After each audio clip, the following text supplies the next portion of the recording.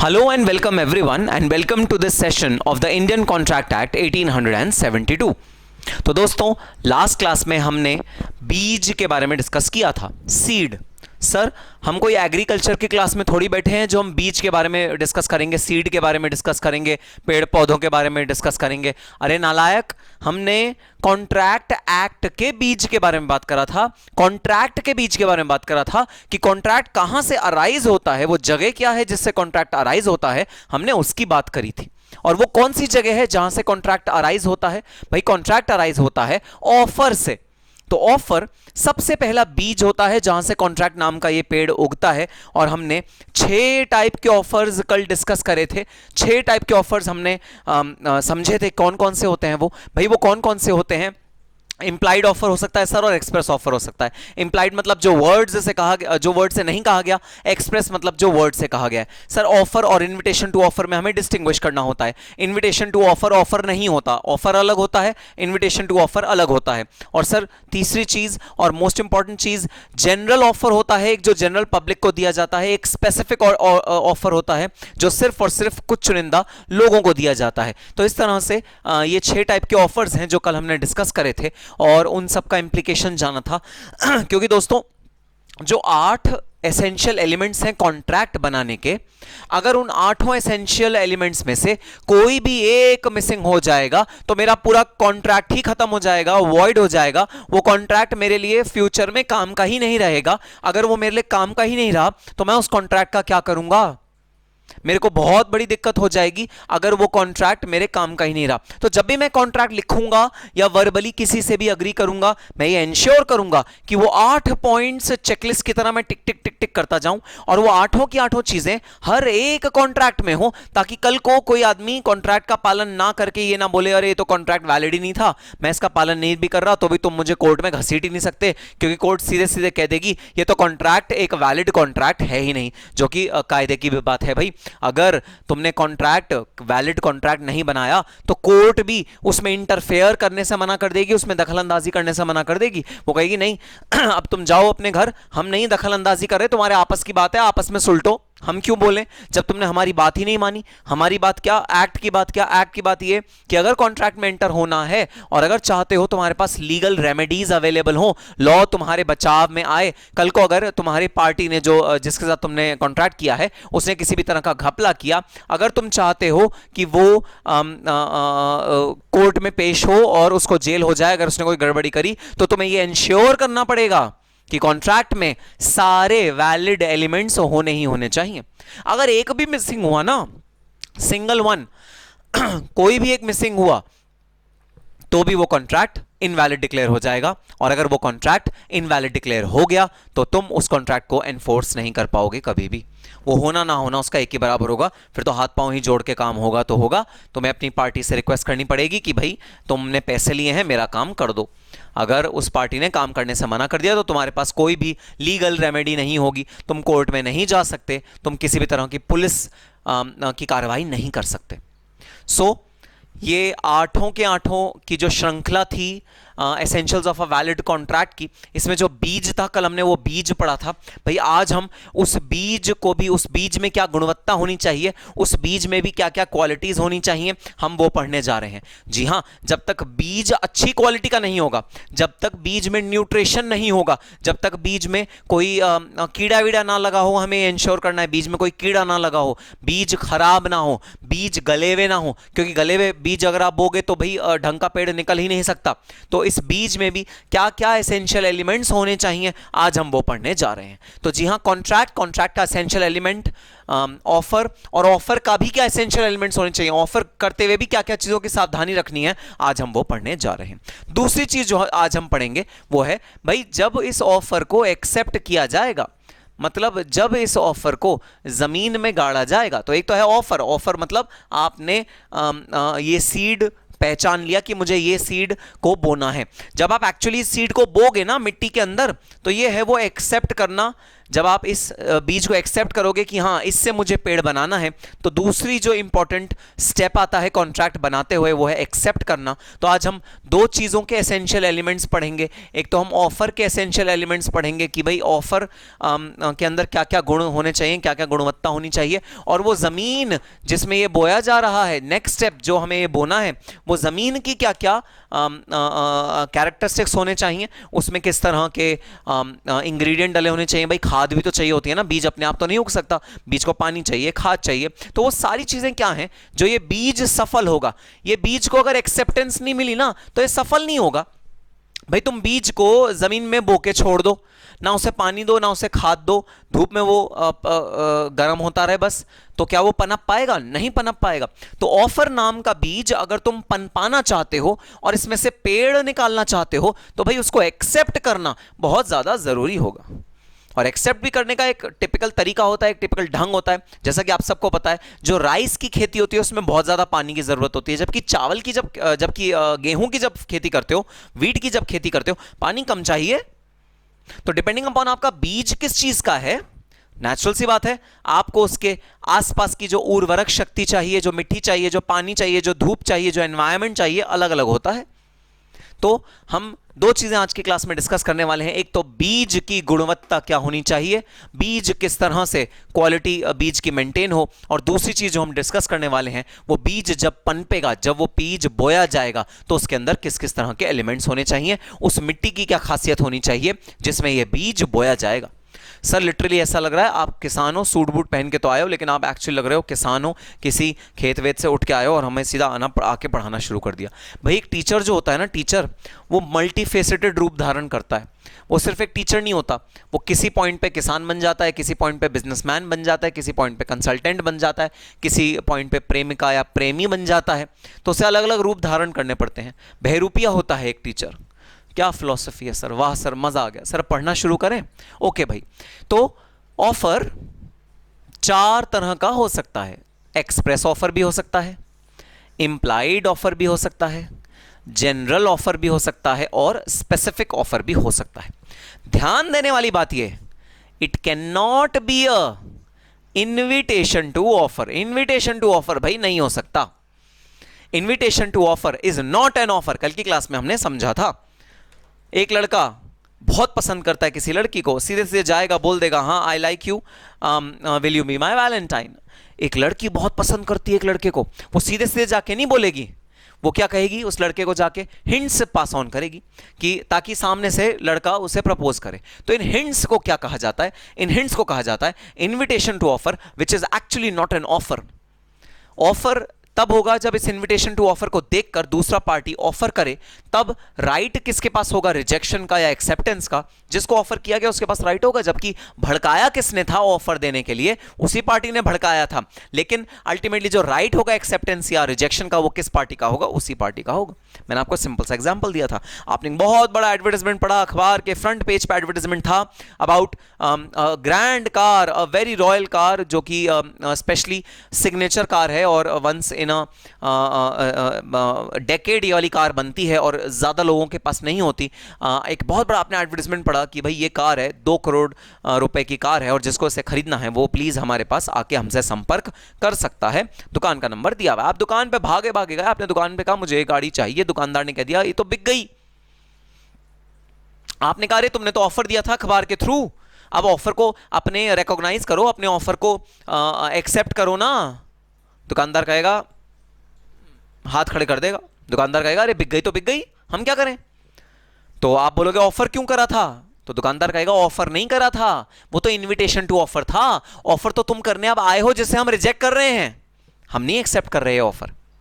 Similarly दुकान में जब बाहर मैनिक्विन लगा होता है, मैनिक्विन पे जो टी शर्ट लगी होती है, जब आप देख के अंदर दुकान पे जाते हो कि मुझे टी शर्ट चाहिए, मुझे टी शर्ट दे दो, तो दुकानदार क्या कहता है, सर ये आपके साइज की अवेलेबल नहीं होगी, या फिर जो सर लगी हुई है ना मैनिक्विन पे वो तो ऑलरेडी सेल हो चुकी है, सुबह सुबह कोई सर आए थे वो ले जा चुके हैं, हम आपको ये नहीं बेच सकते। तो ये राइट किसके पास है, दुकानदार के पास है ऑफर के रिजेक्शन का राइट। ऑफर किसने दिया, आपने दिया। वो मैनिक्विन जो शो विंडो पे खड़ा था उसने आपको क्या दिया, ऑफर दिया, या इन्विटेशन टू ऑफर दिया, उसने आपको इन्विटेशन टू ऑफर दिया। आपने ऑफर दिया दुकानदार को, दुकानदार ने ऑफर को रिजेक्ट कर दिया। So depending upon what kind of offer are you accepting, what kind of way in which offer is being extended to you, depending upon that आपको distinguish करना है कि ये offer है या invitation to offer है. Invitation to offer is not an offer. Offer तो invitation to offer के बाद दिया जाता है, बाद बनाया जाता है. So invitation to offer is not an offer. Okay sir, बात समझ में आ गई. So can be express, implied, general, specific, cannot be invitation to offer. भाई ये invitation to offer नहीं हो सकता. अगर आपने invitation to offer दिया है तो आपको ये make sure करना है कि आप इसको ऑफर में कन्वर्ट करो. अगर आपने इसको ऑफर में कन्वर्ट नहीं किया तो अगर एक्सेप्टेंस हो भी जाएगी तो भी भाई वो वैलिड एक्सेप्टेंस नहीं कहलाएगी, वो एक इनवैलिड एक्सेप्टेंस कहलाएगी. वो एक्सेप्टेंस मानी नहीं जाएगी, कॉन्ट्रैक्ट बनेगा ही नहीं कभी भी. ठीक है सर, बात समझ में आ गई. Okay, so this is the first essential element of offer. Offer express हो सकता है, इंप्लाइड हो सकता है, जनरल हो सकता है, स्पेसिफिक हो सकता है, लेकिन इनविटेशन टू ऑफर नहीं हो सकता. अगर आपने इनविटेशन टू ऑफर किया है तो उसे मैं ऑफर नहीं मानूंगा. आप फॉर्मल ऑफर दो, तब देखो वो एक्सेप्ट होता है या रिजेक्ट होता है. It is just an invitation to offer, that is not a valid offer. Point number 2, intention to create legal obligation. Intention to create legal obligation. So intention to create legal obligation का क्या मतलब हुआ? मतलब ये हुआ जो party offer कर रही है वो ऑफर वैलिड ऑफर तभी माना जाएगा कॉन्ट्रैक्ट एक्ट के अंदर. देखो कॉन्ट्रैक्ट एक्ट की बात अलग, सोशल ऑफर भी होते हैं जो हम नहीं बात कर रहे, लेकिन कॉन्ट्रैक्ट एक्ट कहता है ऑफर मैं कॉन्ट्रैक्ट एक्ट के पर्पस से तभी ऑफर मानूंगा जब उस ऑफर में इंटेंशन टू क्रिएट लीगल एनफोर्सिएबिलिटी होगी. अब भाई आपने अपनी मदर को कहा ठीक है मैं 8 आवर्स पर डे की पढ़ाई करूंगा, मुझे 8 आवर्स पर डे अगर मैं पढ़ूं तो मुझे बाइक दिला देना. बताना क्या इस ऑफर में जो आपने ऑफर किया अपनी मदर को, जो उन्होंने बाद में एक्सेप्ट भी कर लिया, क्या इस ऑफर में कहीं भी लीगल एनफोर्सिएबिलिटी वाला एंगल था? क्या आपने कभी यह सोचा था कि अगर मेरी मम्मी ने मुझे बाइक नहीं दिलाई तो मैंने कोर्ट में लेके जाऊंगा और उनके खिलाफ मुकदमा करूंगा? क्या आपने ये बात सोची थी? Answer is no. तो फिर हमारे कॉन्ट्रैक्ट एक्ट के अकॉर्डिंग ये ऑफर है ही नहीं, जिसमें इंटेंशन मतलब दिमाग में जो आपने सोचा, अगर आपने जो चीज सोची वो लीगल ऑब्लिगेशन क्रिएट करना था ही नहीं, तो भाई ये बिल्कुल भी एक ऑफर नहीं है हमारे इंडियन कॉन्ट्रैक्ट एक्ट 1872 के तहत. 1872 एक्ट के तहत एक ऑफर तभी एक वैलिड ऑफर बनता है. और याद रखना ये ऑफर हम कहां पढ़ रहे हैं? Essentials of a valid contract. तो इस ऑफर का हम गंतव्य स्थान क्या मान रहे हैं? कॉन्ट्रैक्ट बनेगा भाई ये फ्यूचर में बड़ा होके. लेकिन ये वाला बीज अगर लीगल ऑब्लिगेशन से वंचित रहा, अगर इंटेंशन ये नहीं हुई कि मैं लॉ पे बाइंड करना चाहता हूं दूसरी पार्टी को, और अगर दूसरी पार्टी ने नहीं फॉलो किया मेरा कहना, जो मैंने कहा वो अगर नहीं फॉलो किया तो मैं कोर्ट लेके जाऊंगा, अगर ये इंटेंशन आपके दिमाग में नहीं है तो ये ऑफर एक वैलिड ऑफर है ही नहीं. So second essential element of being a valid offer, जो ये बीज है ये कार्यान्वित कब होगा, ये बीज कब फलेगा फूलेगा? ये तभी फलेगा फूलेगा जब इस बीज में लीगल ऑब्लिगेशन क्रिएट करने की इंटेंशन होगी. इंटेंशन मतलब आपके मन में क्या है. आपको आपके बड़े भाई ने कहा कि ठीक है मैं अगर तू 90% मार्क्स ले आया तो मैं तुझे एक आईफोन दिला दूंगा. क्या आपके दिमाग में उस समय लीगल ऑब्लिगेशन क्रिएट करने का कोई दिमाग में कोई आइडिया था क्या कि अगर मेरे भैया ने मुझे नहीं दिलाया ना मैं कोर्ट चला जाऊंगा? क्या ऐसा था? आंसर इज नो, ऐसा नहीं था. अगर ऐसा नहीं था तो क्या ये ऑफर हुआ? आंसर इज नो, ये ऑफर ही नहीं हुआ. तो अगर वो एक्सेप्ट भी हो गया तो भी कॉन्ट्रैक्ट नहीं बन पाएगा क्योंकि ऑफर है ही नहीं, सोशल ऑब्लिगेशन है, लीगल ऑब्लिगेशन है ही नहीं. तो दूसरी चीज जो ऑफर में ध्यान रखने वाली है, सर ये बात तो हम कॉन्ट्रैक्ट में भी ध्यान रखते हैं ना. हाँ भाई ये बात हम कॉन्ट्रैक्ट का एक मेन एसेंशियल एलिमेंट भी है, लेकिन हमें इस लीगल ऑब्लिगेशन वाली बात को ना शुरू से ही मतलब बीज वाले पोजीशन से ही ध्यान रखते हुए चलना है ताकि हम एंड तक अपने दिमाग में क्लियर रहें कि भाई हमको एक लीगल ऑब्लिगेशन क्रिएट करनी है. So second is intention to create legal obligation. Third और बड़ा इंपॉर्टेंट भाई, डेफिनेट एंड सर्टन. डेफिनेट होना चाहिए. मैं आपको एग्जांपल देता हूं. आप गए किसी किसान के पास, वो किसान 6 तरह का अनाज रखता है अपने पास. आपने उसको बोला मुझे 5 किलो अनाज दे दो. भाई ये जो 5 किलो अनाज दे दो आपने बोला ना, ये डेफिनेट नहीं है, क्योंकि कौन सा अनाज चाहिए आपको, यह कैसे पता लगेगा कि आपको रागी चाहिए, वीट चाहिए, राइस चाहिए, आपको बाजरा चाहिए, क्या चाहिए, नहीं बताया ना आपने। So an offer should be definite, precisely पता होना चाहिए कि ऑफर में आपको क्या चाहिए, and it should be certain. Certain मतलब अब की बार क्या हुआ, चलो ठीक है, आप दोबारा गए उस आदमी के पास, आपने उस फार्मर को बोला मुझे रागी दे दो, अरे कितने किलो रागी चाहिए ये तो बताया नहीं आपने, तो वहां पर सर्टेनिटी मिस हो गई। जहां पर आपने क्वांटम नहीं बताया, क्वांटिटी नहीं बताई, वहां पर सर्टेनिटी नहीं है, सर्टन नहीं है कि आप कितनी क्वांटिटी का लेना चाहते हो मटेरियल। और जहां आपने टाइप नहीं बताया, नेचर नहीं बताया, वहां आपका ऑफर डेफिनेट नहीं है। तो आप जब भी ऑफर दो एकदम डेफिनेट, एकदम प्रिसाइज होना चाहिए। दुकान में जाके आप नहीं बोल सकते मुझे दाल दे दो, अरे बताओ कौन सी दाल, अरहर की दाल, मसूर की दाल, उड़द की दाल, कौन सी दाल चाहिए, धुली दाल, अंधुली दाल, कुछ ऐसा होता है, बहुत सारी चीजें होती है, मुझे नहीं पता। तो कौन सी दाल चाहिए सबसे पहले तो ये बताओ, दूसरा कितने रेट पे आप उसे ऑफर करते हो ये बताओ, दोनों चीजें बताओ। तो अपने ऑफर को डेफिनेट रखो और सर्टन रखो।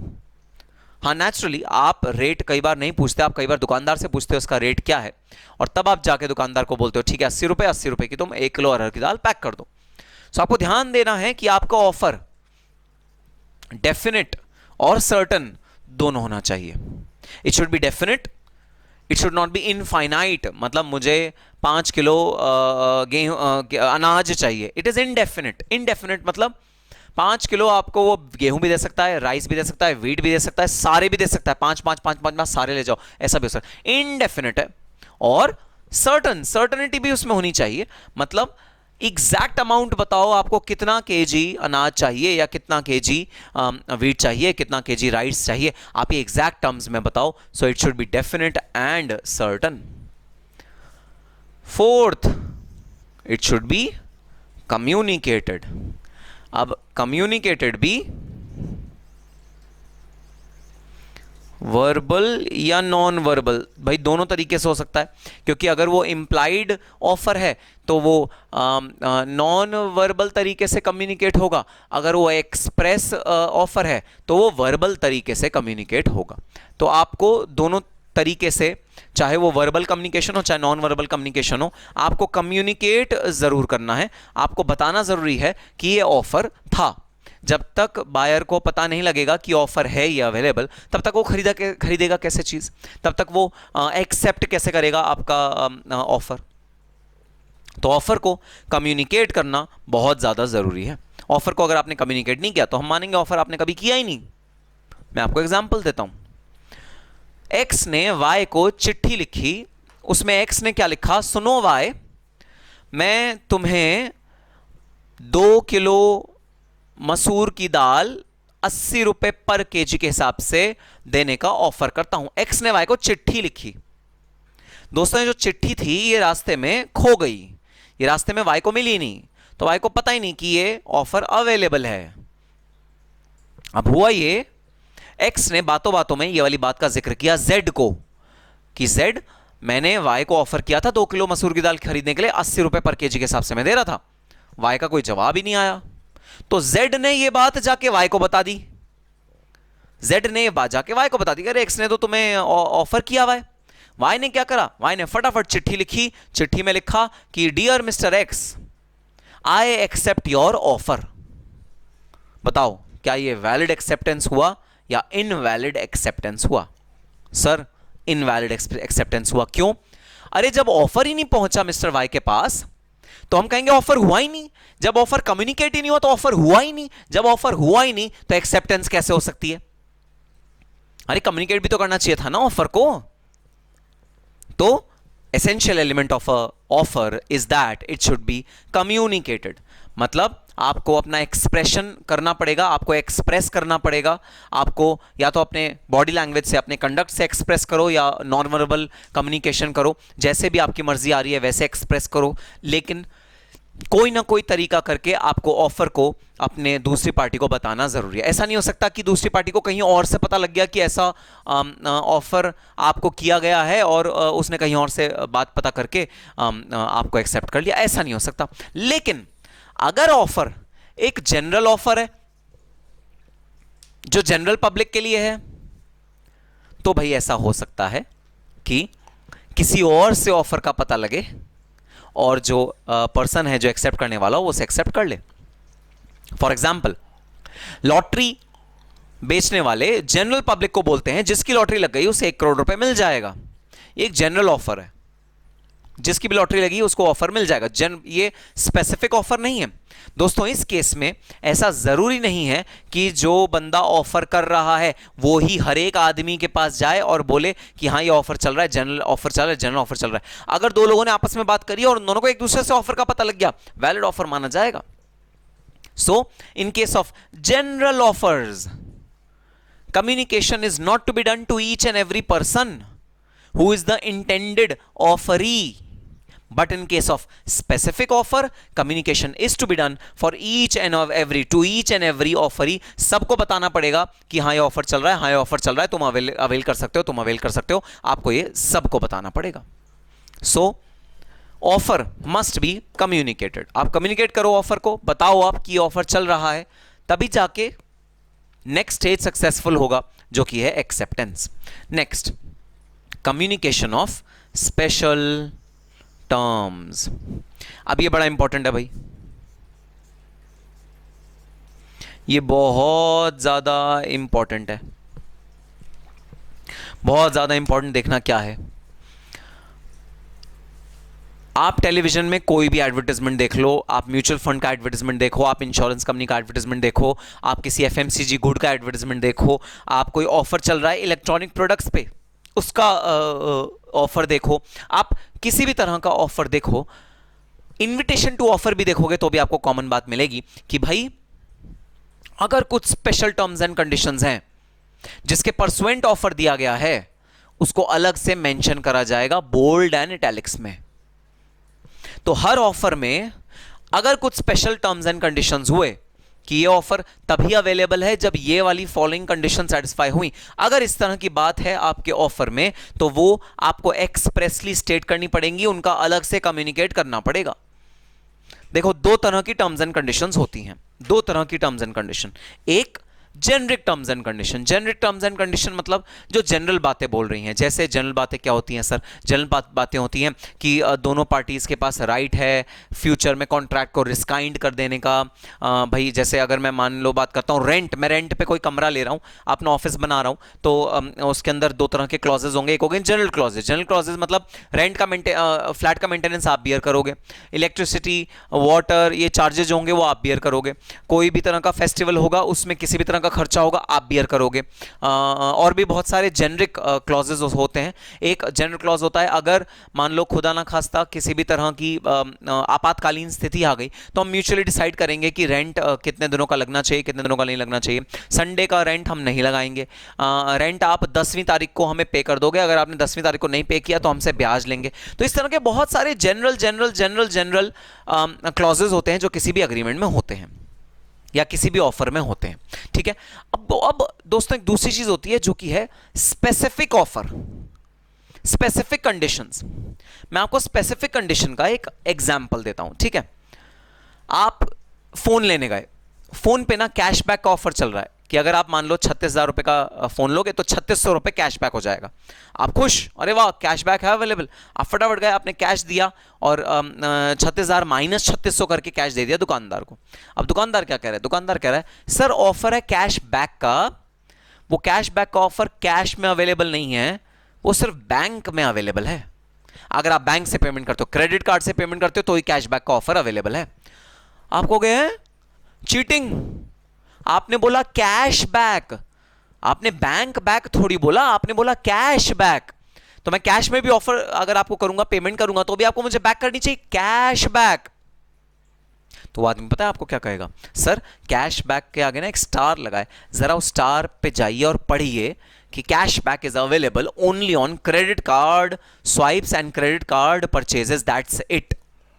आप कहोगे हाँ भाई ये तो लिखा है, तो कहने का मतलब यह है कि जो जेनरिक टर्म्स हैं वो स्पेसिफिकली कम्युनिकेट करने की जरूरत नहीं है। जनरल तो सब चीजें लोग जानते ही हैं, जनरल जो टर्म्स एंड कंडीशंस होते हैं। बट अगर कोई स्पेशल टर्म्स एंड कंडीशन है जिसके तहत ये वाला कॉन्ट्रैक्ट बनाया गया है, तो भाई वो स्पेशल टर्म्स एंड कंडीशन को अलग से मेंशन करना जरूरी है हर ऑफर में।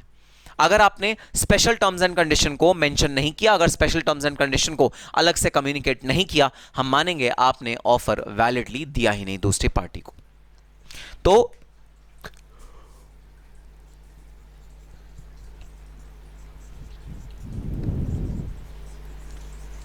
To protect the interest of buyer, buyer के इंटरेस्ट को प्रोटेक्ट करने के लिए ये एक क्लॉज डाला गया है कि भाई किसी भी तरह का, बायर की जगह एक बेटर वर्ड लिखो, to protect the interest of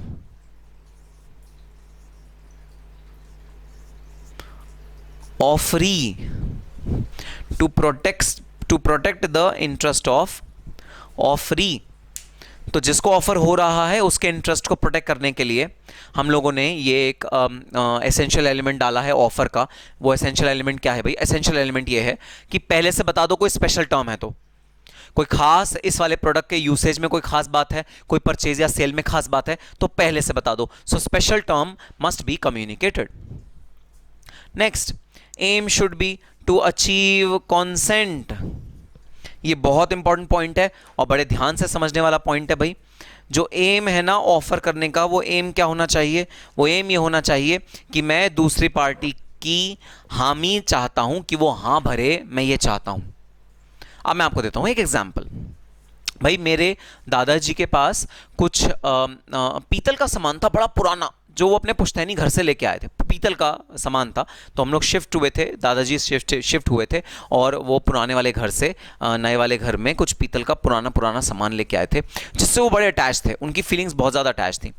अब दोस्तों होता क्या है, पीतल रखा ना काला पड़ जाता है, तो उसे मांजने की टेंशन, घिसने की टेंशन, क्योंकि वो चमकता तभी है जब वो घिसा जाए, और वो अच्छा तभी लगेगा जब वो चमक रहा होगा। तो पीतल को यूज़ करने की बहुत ज़्यादा टेंशन थी और बहुत ज़्यादा प्रॉब्लम्स थी उस वाले पर्टिकुलर वेसल को यूज़ करने की, उन चीज़ों को यूज़ करने की। इसलिए मेरे दादाजी को हम सब ने मिलकर सलाह दी, बेच दो इसको, बेच दो। पहले तो दादाजी बहुत नानुकुर करते रहे, नहीं नहीं नहीं, ये तो हमारी पुश्तैनी चीज़ है, हम इसे बेच कैसे सकते हैं, ये हमारा मान सम्मान प्रतिष्ठा है, हम इसे बेचेंगे नहीं। ये सब पूरी फिलॉसफी, जैसे मोहब्बतें के अमिताभ बच्चन फिलॉसफी करते थे ना, मान मर्यादा प्रतिष्ठा, वो पूरी कहानी हमें हमारे दादाजी सुना देते थे। लेकिन फिर जब उन पर प्रेशर बनाया गया, क्यों प्रेशर बनाया गया? क्योंकि कूड़े की तरह पड़ा था ये सामान हमारे घर में, जिसकी बेकदरी हो रही थी, कोई टूट के जा रहा था या कुछ ख़राब हो रहा था। जब हमने उन पर प्रेशर बनाया तो उन्होंने ना बिना मन के कह दिया, अच्छा चलो ठीक है, मैं बेचने के लिए तैयार हूँ। बिना मन के कहा, बिल्कुल बिना मन के। तो जब भी कोई कबाड़ी आता उसको ख़रीदने के लिए, क्योंकि पीतल बेचने वाले स्पेशल कबाड़ी होते हैं, जब भी कोई कबाड़ी आता उसको ख़रीदने के लिए, तो ना दादाजी ऑफ़र करते हैं कि ठीक है भाई तुम ये ले जाओ पीतल का सामान, मैं ये पीतल का सामान बेचना चाहता हूँ, और ये जब बेचूंगा ना मैं, तो पीतल का उस समय रेट चल रहा था सपोज 300 रुपये किलो, तो वो कहते थे 600 रुपये किलो का मैं ये ऑफ़र करता हूँ तुम्हें, 600 रुपये किलो का ऑफ़र करता हूँ। तो देखना, ये तो अलग बात है कि 600 रुपये का वो एक्सेप्ट ही नहीं करेगा, ये तो अलग बात है। लेकिन उससे पहले की बात ये है, ये ऑफ़र ही वैलिड नहीं है, क्योंकि जो इंटेंशन है ना वो कंसेंट पाने की नहीं है, वो तो नॉन कंसेंट पाने की है कि मुझे कंसेंट ना मिले, मेरे तो ये इंटेंशन है, मैं तो चाहता हूं ये काम ना हो, मेरी ये इंटेंशन है। तो अगर ऑफर कंसेंट पाने के लिए नहीं दिया गया और नॉन कंसेंट पाने के लिए दिया गया कि ये काम ना हो, जो मंशा है, मंशा कंसेंट पाने की नहीं है, मंशा तो ऐसे ही बस एक ऑफर देने की है, जस्ट टाइम पास करने के लिए, ताकि लोग खुश हो जाएं, ताकि लोग को सांत्वना हो जाए कि हाँ मैं ये काम कर रहा हूं, ताकि लोगों को मैं खुश कर सकूं। अगर ऑफर करते वक्त इंटेंशन कंसेंट लेने की नहीं है तो ये एक वैलिड ऑफर ही नहीं है। तो किसी भी तरह का ऑफर जिसमें जो मंशा है वो दूसरी पार्टी का हामी स्वीकार करने के लिए नहीं है कि हाँ दूसरा पार्टी हाँ करे और मैं फटाफट बेच दूं, अगर ऐसी मंशा नहीं है तो मैं कहूँगा भैया ऑफर ही नहीं है, फिर ये ऑफर इज़ इनवैलिड ऑफर। इस ऑफर को आप रिवोक करो ना करो एक ही बात है, ये ऑफर लॉ की निगाहों में ऑफर है ही नहीं, क्योंकि जो मंशा थी ना पार्टी की वो कंसेंट लेना थी ही नहीं। ये ऑफर करने का जो मकसद था वो था जनरल पब्लिक को खुश रखना, अपने घर वालों को खुश रखना, कंसेंट लेना इस ऑफर का पर्पस था ही नहीं। Then communication of non acceptance should not be mandatory. अब ये बड़ा इंपॉर्टेंट पॉइंट है भाई, कम्युनिकेशन ऑफ नॉन एक्सेप्टेंस। क्या होता है ये?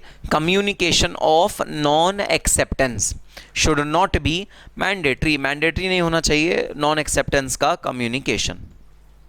Communication of non acceptance should not be mandatory. अब समझना इसका मतलब क्या है। Communication of non acceptance should not be mandatory in any offer. तो देखो, मैंने एक ऑफर दिया मिस्टर राम को।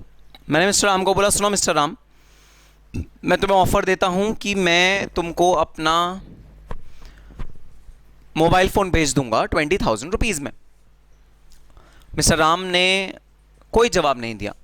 मिस्टर राम ने किसी भी तरह का कोई जवाब नहीं दिया जब तक मैंने उन्हें ऑफ़र दिया। और मैंने ना एक बहुत छोटा सा टर्म्स एंड कंडीशन अप्लाई लिख के नीचे ऑफर में लिख दिया था, if you remain silent on this offer or do not give me acceptance within 15 days, I will deem that your acceptance is there and I will deem that you have accepted the offer. ऐसा नहीं होना चाहिए भाई। Silence does not tantamount to acceptance. अगर कोई चुप है इसका मतलब आप उसे एक्सेप्टेंस मान लो, ऐसा नहीं हो सकता किसी भी ऑफर में। वो एक वैलिड ऑफर नहीं है अगर आपने इस तरह की टर्म एंड कंडीशन उसके अंदर लिख दी तो। सो क्या कहता है, देखिए पढ़े जरा, कम्युनिकेशन ऑफ नॉन एक्सेप्टेंस। तो एक्सेप्टेंस का तो कम्युनिकेशन मैंडेटरी होगा, वो तो मैं तुम्हें पढ़ाऊंगा भाई कि जब एक्सेप्ट करो ना तो कम्युनिकेट कर देना, तो वो तो एक्सेप्टेंस मैंडेटरी होता है। कम्युनिकेशन एक्सेप्टेंस का तो मैंडेटरी होता है, लेकिन नॉन एक्सेप्टेंस का कम्युनिकेशन मैंडेटरी नहीं होता। तुम किसी को फोर्स नहीं कर सकते कि चलो तुम्हें एक्सेप्ट होगा तो तुम मुझे बताना ही बताना, अगर एक्सेप्ट नहीं होगा तो भी बताना। तुम किसी को ऐसे फोर्स नहीं कर सकते।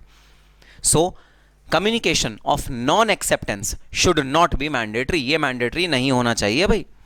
ऐसा नहीं लिखा होना चाहिए आपके ऑफर में कि मैं आपको ये ऑफर दे रहा हूं, अगर 15 दिन में आपने ये ऑफर नहीं कबूल किया तो ये मैं मान लूंगा आपने ऑफर को एक्सेप्ट कर लिया। ऐसा नहीं हो सकता। अच्छा, अब देखना सिचुएशन नंबर 2। क्या ऐसा हो सकता है कि ऑफर में लिखा हो, ये ऑफर मैं आपको दे रहा हूं, 15 दिन तक अगर आपने इसे एक्सेप्ट कर लिया तो ठीक है, नहीं तो ये ऑफर लैप्स हो जाएगा। लैप्स मतलब अगर आपने 16वें दिन ये वाला ऑफर एक्सेप्ट कर लिया तो मैं उसे नहीं मानूंगा कि एक्सेप्टेंस है। क्या ऐसा हो सकता है? आंसर इज यस, ऐसा हो सकता है। तो communication of non acceptance should not be mandatory. Non acceptance का कम्युनिकेशन मैंडेटरी नहीं है, ये तो ठीक है, लेकिन लैप्स होने का टाइम लिमिट आप दे सकते हो, एक्सेप्ट करने की टाइम लिमिट आप दे सकते हो, कोई ना कोई टाइम लिमिट जिससे कि आपको एक्सेप्ट करना है, उसकी कम्युनिकेशन की टाइम लिमिट आप दे सकते हो एक्सेप्ट करने की। सो मैं ये कह सकता हूं कि 15 दिन है आपके पास, या तो 15 दिन में एक्सेप्ट कर लेना, और अगर आपने 15 दिन में एक्सेप्ट नहीं किया मैं मान लूंगा कि ऑफर खत्म हो गया है, मैं उसके बियॉन्ड ऑफर आपको ये नहीं देने वाला अगर आपने 15 दिन में इसे एक्सेप्ट नहीं किया तो। सो नॉन एक्सेप्टेंस का कम्युनिकेशन मैंडेटरी नहीं होता। अगर कोई चाहे कि वो इस ऑफर को नहीं एक्सेप्ट करना चाहता तो ज़रूरी नहीं है, जैसे कई बार कहते हैं ना कि अरे यही बोल दो कि रिजेक्ट है, लटकाओ मत बीच में, बोल दो कि रिजेक्ट है या एक्सेप्ट है। तो इंडियन कॉन्ट्रैक्ट एक्ट कहता है भाई अगर ना कम्युनिकेट करें तो इसमें कोई गलत बात नहीं है। So non communication of non acceptance mandatory नहीं हो सकता। आप किसी को मजबूर नहीं कर सकते कि हाँ भाई अगर तुमने ऑफर नहीं एक्सेप्ट किया विद इन 15 दिन या रिजेक्ट किया, कोई कम्युनिकेशन नहीं किया, मुझे रिजेक्शन बता दो। अगर तुमने रिजेक्शन नहीं बताया अपना तो मैं एज्यूम कर लूंगा कि तुमने एक्सेप्ट कर लिया। ऐसा नहीं हो सकता, ऑफर वो इनवैलिड माना जाएगा। एक्सेप्टेंस की तो बात दूर किया हो तो बाद की बात है, मैं कहूँगा ऑफर ही गलत तुमने दिया था। ऐसा ऑफर हो ही नहीं सकता कि अगर कुछ दिन बीत जाएं तो ये ऑफर अपने आप एक्सेप्ट हो जाएगा। भाई सेल्फ एक्सेप्टेंस, डीम्ड एक्सेप्टेंस या इंप्लाइड एक्सेप्टेंस, ऐसा कोई कंसेप्ट नहीं होता। हम अज्यूम नहीं करेंगे कि आपने एक्सेप्ट कर लिया, आप बताओगे तभी हम अज्यूम करेंगे कि आपने एक्सेप्ट किया। अगर आप नहीं बताओगे तो हम अज्यूम नहीं करेंगे कि आपने एक्सेप्ट किया। So an offer in case of an offer, communication of non acceptance should not be mandatory. आप मैंडेटरी नहीं कर सकते नॉन एक्सेप्टेंस को. Next, offer to make an offer. Offer to make an offer is not an offer. Same बात invitation to offer, same बात, बस अलग तरह से लिखी हुई है। भाई अगर मैं आपको ऑफर दूं कि मैं आपको एक ऑफर देने वाला हूं, offer to make an offer, मैं अगर आपको ऑफर दूं कि मैं आपको एक ऑफर देने वाला हूं, तो अगर मैंने आपको कहा कि अरे भाई सुनो, मैं ना तुमको आज से 7 दिन बाद एक ऑफर दूंगा कि तुम मेरा मोबाइल फोन 10,000 रुपए का खरीद लेना। आज से 7वें दिन मैं तुम्हें एक ऑफर दूंगा कि तुम मेरा मोबाइल फोन 10,000 रुपए का खरीद लेना। आपने कहा सर 7वें दिन छोड़ो, मैं तो आज ही आपका वो जो आप ऑफर 7वें दिन बाद देने वाले हो मैं तो आज ही एक्सेप्ट कर रहा हूं। गलत बात। An offer to make an offer is not an offer. अभी आप एक्सेप्ट नहीं कर सकते क्योंकि अभी मैंने आपको ऑफर ही नहीं दिया, अभी तो मैंने आपको सिर्फ बताया है कि मैं आपको ऑफर दूंगा। तो आप सिर्फ ये कह सकते हो हां सर दे देना ऑफर, जब आप दोगे मैं एक्सेप्टेंस भी तभी दूंगा। So offer to make an offer is not an offer. अगर मैंने आपको वादा किया कि हां आज से 7वें दिन मैं आपको एक ऑफर दूंगा, आज से 7वें दिन मैं आपको ये ऑफर दूंगा कि आप मेरा फोन 10,000 रुपए में खरीद लेना, मैंने अभी आपको ऑफर नहीं दिया भाई, अभी तो मैंने आपको बताया है कि मैं ऑफर दूंगा। आप सिर्फ उसके बदले में ये कह सकते हो मुझे आज ये कह सकते हो हां सर ऑफर दे देना, ठीक है। यह है offer to make an offer. Similarly जब सेलर्स पॉइंट ऑफ व्यू से देखते हैं तो can not be invitation to offer. Invitation to offer क्या होता है? जब हमने एक्चुअली ऑफर नहीं दिया, जब हम सिर्फ आपको इन्वाइट कर रहे हैं कि आप हमें ऑफर दो। इन्विटेशन टू ऑफर में क्या होता है? हम आपको इन्वाइट कर रहे हैं कि आप हमें ऑफर दो। तो मैं तुमको कह रहा हूं कि तुम मुझे ऑफर दो कि तुम अपना फोन कितने रुपए का मुझे बेचने के लिए तैयार हो। That is invitation to offer. जबकि offer to make an offer, जब मैं आपको बोल रहा हूं कि मैं खुद आपको ऑफर दूंगा फलाने फलाने दिन, आज नहीं दे रहा कल को दूंगा, that is offer to make an offer. So अगर आपने ऑफर नहीं दिया, चाहे वो फ्यूचर में वादा कर दिया ऑफर देने का या आपने कोई ऐसे हिंट थ्रो करे कि तुम ऑफर दो, दोनों ही सिचुएशन में ऑफर नहीं माना जाएगा। देखना दो अलग अलग सिचुएशन है, बड़ा ध्यान से सुनना, बहुत बारीक पॉइंट है, डिफरेंस बड़ा मिनिस्कुल है लेकिन बहुत ग्रेव है। डिफरेंस देखना क्या है? डिफरेंस है मैंने आपको बोला कि अरे सुनो तुम्हारे पास एक मोबाइल फोन है ना, जरा मुझे ऑफर दो, मैं उसको खरीदना चाहता हूं, क्या ऑफर दोगे? बेस्ट ऑफर क्या है तुम्हारा? तुम मुझे दो। This is invitation to offer. कि मैं तुम्हें कह रहा हूं तुम मुझे ऑफर दो, this is invitation to offer. और वहीं दूसरी जगह अगर मैंने तुम्हें बोला भाई आज से 7वें दिन मैं तुमको एक ऑफर दूंगा तुम्हारे मोबाइल फोन खरीदने का, मैं तुम्हारा मोबाइल फोन खरीदना चाहता हूं, मैं तुम्हें एक ऑफर दूंगा आज से 7वें दिन जो तुम मना ही नहीं कर पाओगे, इतना बढ़िया ऑफर दूंगा तुम्हें। That is invitation to make an offer. मैंने तुम्हें it is offer to make an offer. मैंने तुम्हें ऑफर दिया कि मैं खुद तुम्हें ऑफर दूंगा, और जबकि मैं इन्वाइट करूंगा तो मैं तुमसे इन्वाइट करूंगा कि तुम मुझे ऑफर दे देना। दोनों ही सिचुएशन में it is not a valid offer. ये ऑफर नहीं है, ये तो आप खेल रहे हो, मजे ले रहे हो, जिसे बोलते हैं ना मजे ले रहे हो, ये तो आप मजे ले रहे हो। So invitation to offer is not an offer.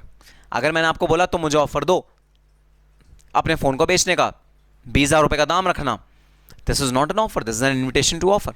And offer to make an offer, तुमने ऑफर किया कि मैंने ऑफर किया कि हाँ मैं तुम्हें आज से 10वें दिन एक ऐसा बढ़िया ऑफर दूंगा तुम्हारे मोबाइल फोन के लिए कि तुम मना नहीं कर पाओगे। That is offer to make an offer. मैंने ऑफर किया तुम्हें कि मैं तुम्हें एक ऑफर मेक करूंगा आज से 7वें दिन। दोनों ही सिचुएशन में दोनों एक दूसरे के भाई बहन हैं, दोनों सिमिलर बात कर रहे हैं, बस थोड़ा डिफरेंस ये है कि पहले वाले के केस में सेलर के पर्सपेक्टिव से बात हो रही है, जो तुम बेचना चाह रहे हो ना अपना मोबाइल फोन, तुम बेचोगे मुझे अपना मोबाइल फोन, तो मैं तुम्हें कह रहा हूं तुम मुझे ऑफर दो। और offer to make an offer में मैं तुम्हें कह रहा हूं कि मैं तुम्हें तुम्हारे मोबाइल फोन के लिए ऑफर दूंगा लेकिन 7वें दिन दूंगा, आज नहीं दे रहा। सो दोनों हैं सिमिलर, हल्का सा डिफरेंस है, बट दोनों ही केस में it is not a valid offer. तो भाई ये पॉइंट्स हैं जो आपको ध्यान रखने हैं, और जो मैंने डिब्बे डिब्बे रेड कलर में बनाए हैं उनको स्पेशली अपने जो आपने जहां पर ये चार्ट बनाया होगा अपने रजिस्टर में, वहां पर आपको इसको हाईलाइट कर लेना है। ये वर्ड्स आपको याद रखने हैं जब आप एग्जाम में अपना आंसर लिखोगे। ठीक है सर, तो चलो आओ बीज के पोषक तत्व तो हमें पता लग गए, बीज में क्या क्या हमें चीजें चाहिए ताकि वो बीज एक अच्छा पेड़ बन सके, वो तो हमें पता लग गए। अब आओ उस बीज को किस तरह का एनवायरनमेंट देना है वो भी देख लेते हैं। बीज को किस तरह का पानी देना है, किस तरह का धूप देना है, किस तरह की फर्टिलाइजर्स देने हैं, मैन्योर्स देने हैं, वो भी देख लेते हैं। अगर ये बीज को नहीं मिला तो बीज पनप नहीं पाएगा, ये जरूरी है बीज को पन पाने के लिए। ठीक है सर, बात समझ में आ गई। Number 1, an acceptance should be absolute and unqualified.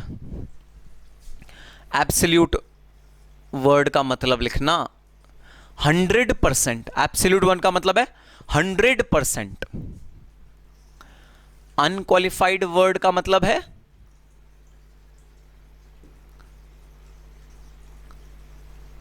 without any condition. Absolute का मतलब है 100%, अनक्वालिफाइड का मतलब है विदाउट एनी कंडीशन।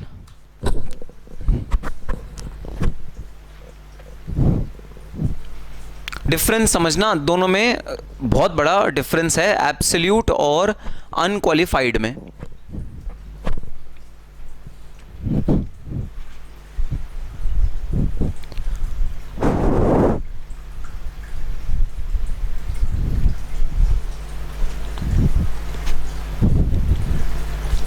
अच्छा, एब्सोल्यूट का मतलब 100%।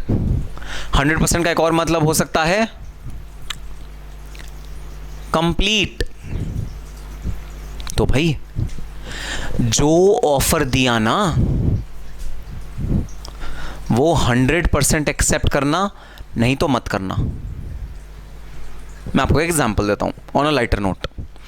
भाई राम को अपने क्लास में एक लड़की बहुत पसंद थी। राम ने उस लड़की को बोला कि सुनो, आई लाइक यू। लड़की ने जवाब दिया, even I like you but only as a friend. मतलब पार्शियल एक्सेप्टेंस। लड़के ने किस पर्सपेक्टिव से बोला था? लड़के ने पर्सपेक्टिव से बोला था that will you be my would be spouse, क्या तुम मेरी गर्लफ्रेंड बन सकती हो? और लड़की ने क्या जवाब दिया? Even I like you but just as a friend. वो हाफ वे आके रुक गई। क्या ये एक वैलिड एक्सेप्टेंस है? आंसर इज नो, ये एक वैलिड एक्सेप्टेंस नहीं है। बट सर अगर लड़का एक्सेप्ट कर ले उसकी लड़की की फ्रेंडशिप की, हाँ ठीक है कोई बात नहीं, तुम रिलेशनशिप में मत आओ, तुम फ्रेंडशिप एक्सेप्ट कर लो, तो क्या ये वैलिड एक्सेप्टेंस है? नहीं है, वैलिड एक्सेप्टेंस नहीं है। अरे सर वो गरीब लड़का, उसकी थोड़ी तो सोचो, क्या करेगा वो बेचारा? उसको फ्रेंड ही बना दो, कम से कम फ्रेंड जोन में है, कम से कम टच में तो रहेगा। फ्रेंड ही बना दो, नहीं तो बेचारा अलग थलग पड़ा रहेगा अफसोस में। अच्छा, अगर तुम फ्रेंड बनना चाहते हो ना उसके, तो तरीका सुनना। तरीका ये है, तुमने किसी लड़की को प्रपोज किया, do you want to be in a relationship? लड़की ने कहा नहीं, I just want to be a friend. तुमने कहा ऑफर खत्म। एक और ऑफर दो उसको उसी समय, do you want to be my friend? तब वो लड़की कहेगी of course that is what I am saying, I want to be your friend. तब जाके एक वैलिड एक्सेप्टेंस मानी जाएगी। क्योंकि एक बार एक ऑफर खारिज हो गया, चाहे पार्शियली चाहे कंप्लीटली, पूरा खारिज माना जाता है, पूरा खारिज। फिर तो नया ऑफर दो, और नए ऑफर में पार्ट कंडीशंस रखो, तब एक्सेप्ट करवाओ, तब मैं मानूंगा कॉन्ट्रैक्ट हुआ है। सर ये तो पागलपना है, आधा ऑफर ही एक्सेप्ट करवा लो ना। नहीं भाई नहीं, मैं आधा ऑफर नहीं एक्सेप्ट कराऊंगा। मुझे चाहिए मेरा ऑफर रीवैलिडेट होना चाहिए, क्योंकि ऑफर का एक्सेप्ट करने के लिए सबसे प्राइम कंडीशन ये है, वो एब्सोल्यूट होना चाहिए। 100% एक्सेप्ट करो, नहीं तो मत करो, या तो 100% एक्सेप्ट करो या तो मत करो, ऐसा होना चाहिए ऑफर का एक्सेप्टेंस। सो नहीं, ऑफर 50% एक्सेप्ट नहीं किया जा सकता। अच्छा सर 90% एक्सेप्ट कर लेते हैं। सर 10% ही तो बचा है सर, 90% एक्सेप्ट कर लो। नहीं, 99.99% भी ऑफर एक्सेप्ट नहीं किया जा सकता। अगर ऑफर को वैलिडली एक्सेप्ट करना है तो 100% ही एक्सेप्ट करना पड़ेगा। Acceptance has to be absolute. Absolute means 100%। दूसरी इंपॉर्टेंट एलिमेंट, जो दूसरी मेरी कंडीशन है इसी पर्टिकुलर पॉइंट में, वो है acceptance should B unqualified. Unqualified मतलब मैंने तुमको ऑफर किया कि तो अपना वही पुराना वाला एग्जांपल लेते हैं। राम को अपनी क्लास की एक लड़की बहुत पसंद है। राम ने उस लड़की को प्रपोज किया, I want to be your life partner, your boyfriend, and I want to spend my life with you, grow old with you, जो क्लीशेड वाले डायलॉग बोलते हैं ना, रोमियो टाइप, उसने डायलॉग बोले। ठीक है, लड़की ने क्या बोला? लड़की ने बोला, अभी I am with my existing boyfriend but I am not happy with him, तो the moment I will dump him I will be your girlfriend. उसने ऑनेस्टली, लड़की ने, सच है, सच बोला, लड़की ने ऑनेस्टली बता दिया कि भाई कुछ समय रुक जाओ, कुछ समय बाद जब मेरा बॉयफ्रेंड मैं डंप करने वाली हूँ क्योंकि मुझे बहुत ज़्यादा परेशान करता है, जब उसे मैं डंप कर दूंगी तब मैं तुम्हारे साथ आ जाऊंगी। ठीक है, बंदा खुश, कहता है ठीक है कोई बात नहीं। ऐसा होता है कई बार, एग्जिस्टिंग आपको अपना रिलेशनशिप छोड़ना पड़ता है, नए रिलेशनशिप के लिए लड़का खुश, लड़का कहता है ठीक है, I am okay with it, no problem at all. जिस दिन एक्सेप्टेंस की बारी आई, जब वो उसका ब्रेक और इंतजार कर रहा है, वो फिर प्रे कर रहा है, 4 धाम की यात्रा कराया भाई कि जल्दी से ब्रेकअप हो, जल्दी से ब्रेकअप हो, जल्दी से ब्रेकअप हो। अच्छा, हो गया एक दिन ब्रेकअप। जिस दिन ब्रेकअप हुआ, उसने लड़की ने बोला, I now accept your offer. क्या ये एक वैलिड एक्सेप्टेंस है? Answer is no. दोस्तों, जिस दिन उस लड़की ने ये बात बोल दी थी कि मैं तुम्हारा जो ऑफर है वो एक्सेप्ट तो कर रही हूं, लेकिन इस कंडीशन के साथ कि मैं इतने दिनों बाद इसको तुम्हारे पास आऊंगी, अभी नहीं आऊंगी, जिस दिन उसने ये चीज बोल दी, उसी दिन जो ओरिजिनल ऑफर था वो खत्म हो गया। सर फिर दोबारा, सर आपको दया नहीं आती क्या? गरीब लड़का बेचारा, आपको उस पर थोड़ी भी दया नहीं आ रही? सर थोड़ी तो दया करो। अच्छा ठीक है, दया कर देता हूं।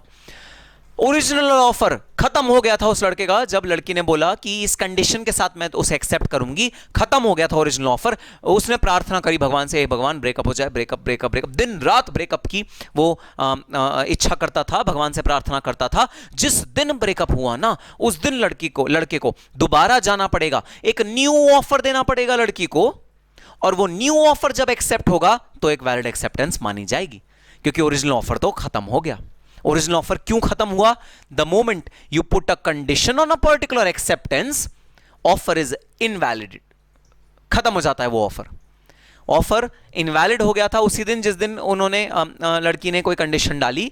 अब जब लड़की ने वो कंडीशन डाली, ऑफर हो गया इनवैलिड। अब अगर उस ऑफर को दोबारा रीवैलिडेट करना है तो नया ऑफर ही देना पड़ेगा, और कोई चारा नहीं है, ओरिजिनल तो खत्म हो गया।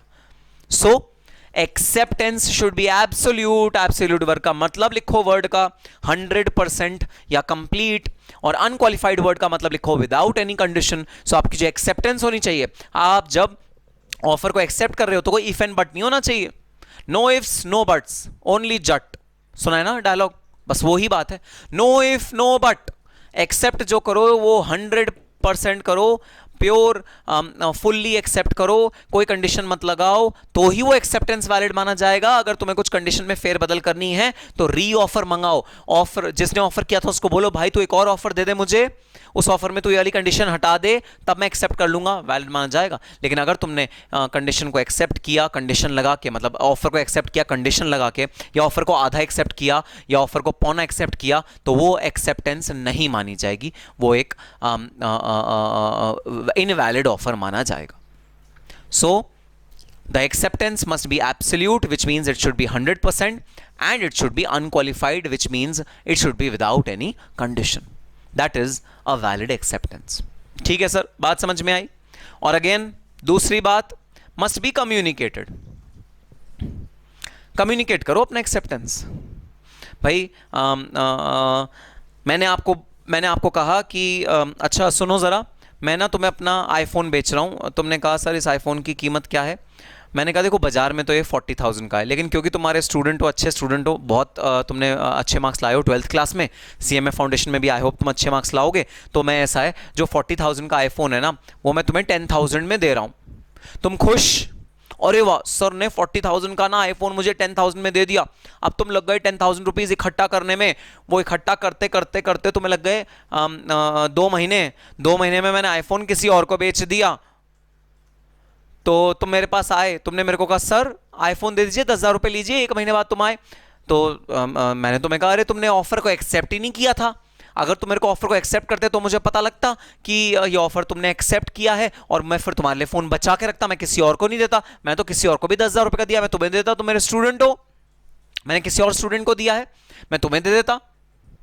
तो पता है बच्चा क्या कहता है? बच्चा कहता है सर क्या ये ऑब्वियस नहीं है कि ऐसा ऑफर कोई क्यों एक्सेप्ट नहीं करेगा?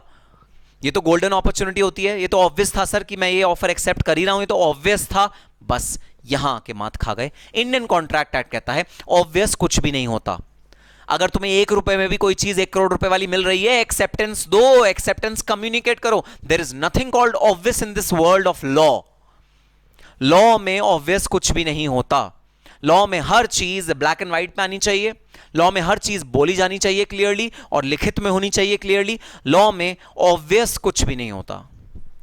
आप ये बोल सकते हो सर ये तो ऑब्वियस था ना कि 40,000 रुपए की चीज आप मुझे 10,000 में दे रहे हो, तो ऑब्वियसली मैं लूंगा ही लूंगा, ये तो ऑब्वियस था ना। There is nothing called obvious in the world of law. So the golden principle is must be communicated. Any acceptance, जो आप एक्सेप्टेंस कर रहे हो ना, जो आपने एक्सेप्टेंस करी है, कम्युनिकेट करो। कम्युनिकेट जब तक नहीं करोगे तब तक वो एक्सेप्टेंस मानी नहीं जाएगी।